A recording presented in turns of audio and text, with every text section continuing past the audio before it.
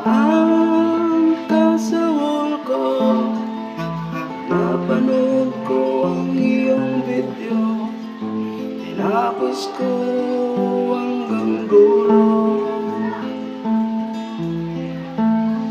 Nag-like, comment, follow, share ako, nag-subscribe na rin sa inyo.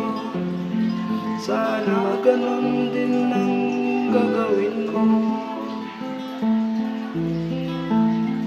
Pag dumaan ako sa bahay mo, sana naman pansinin mo. Tapusin mo, huwag kang mag-i-scroll tulad ng ginagawa ko. Kapag ito'y ginagawa mo, malaking babalik sa'yo. Baka biglang lalaki ang bahay mo. Dito ka na mapapansin ng lolo mo na si Mita, baka mamunitas ka.